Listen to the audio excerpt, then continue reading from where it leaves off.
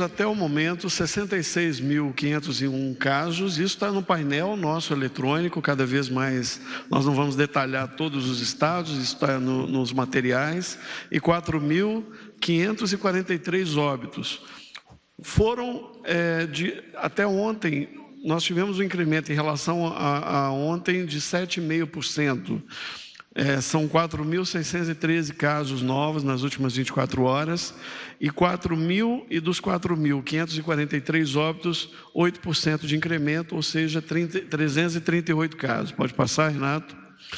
Bom, esse aqui é um ponto importante. Nós temos uma distribuição, considerando o 100º caso confirmado em cada um desses países. Então, comparando o Brasil com a China, com a Alemanha, Itália, Espanha e Estados Unidos, nós podemos observar que o Brasil está ali com em torno de 42 dias de evolução da epidemia desde o 100º caso, e os demais países já têm um tempo maior de circulação do vírus.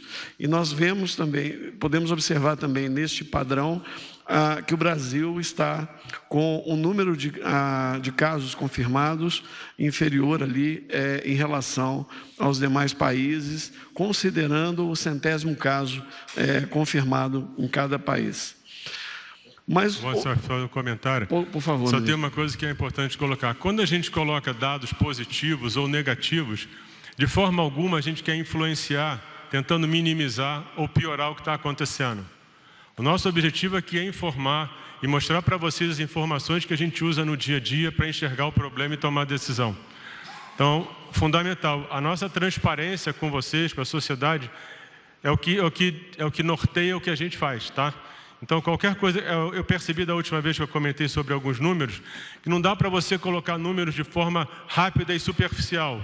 É importante detalhar mais tudo isso. Por isso, que daqui para frente, a gente sempre vai ter uma discussão técnica, vai ser sempre uma coletiva técnica, para que a gente possa falar com mais detalhe tudo que a gente apresentar. Obrigado, ministro. Tem uma questão que sempre recebemos de questionamento, onde nós temos a situação mais importante, onde temos uma situação mais crítica. Aqui nós estamos olhando as regiões de saúde. Por quê? Porque nas regiões de saúde nós temos os consórcios municipais.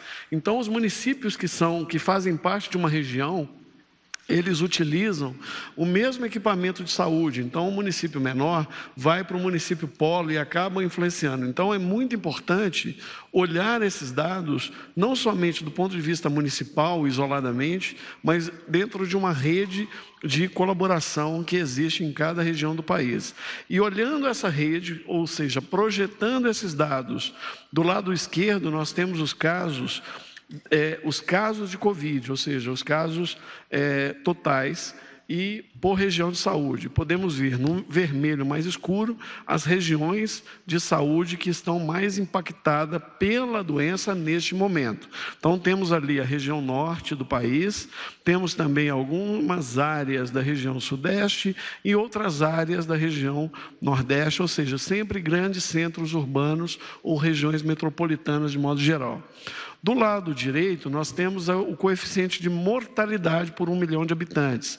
Então, nós temos nestas regiões, ali na região do Amazonas, que todos estão acompanhando, e temos também a região de São Paulo, região de Recife, Ceará, como os principais polos ou as regiões mais afetadas, sendo que a região de Manaus, o município de Manaus em especial, de modo desproporcional em relação a outras regiões do Brasil. Pode passar, por favor? O senhor quer fazer algum comentário? Do total de óbitos que foram incluídos ontem, uma questão que sempre vem à tona, e a gente está tentando aqui, por orientação do ministro, para mostrar que esses óbitos eles estão sendo encerrados. São óbitos que ocorreram em momentos distintos, então todas aquelas pontinhas mais escuras são os óbitos que entraram de ontem para hoje, ou seja, óbitos que ocorreram em dias anteriores, que eles conseguiram concluir as investigações e que foram plotados. Não quer dizer que todos aqueles 338 ocorreram no mesmo momento de ontem para hoje. E nós estamos com um percentual de resolutividade bastante importante. 86% dos óbitos registrados até o momento foram encerrados, ou seja, foram concluídos com o teste diagnóstico. Pode passar.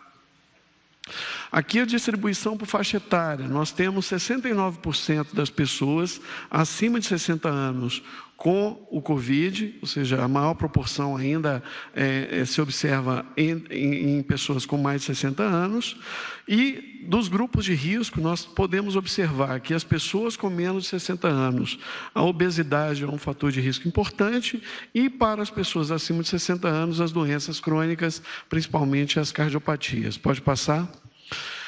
Um outro aspecto que nos chamou muito a atenção e que tem sido muito questionado na imprensa é a questão entre o registro do óbito no cartório e o registro do óbito dentro do sistema e do sistema de informação que nós dispomos, né? Nós trabalhamos com os dados que nós recebemos dos estados e dos municípios. Nós não criamos dados no Ministério da Saúde. A gente analisa o dado recebido e estamos trabalhando com a rede de cartórios, com o portal da transparência, e nós observamos que os dados do Covid estão muito próximos, os dados registrados no sistema.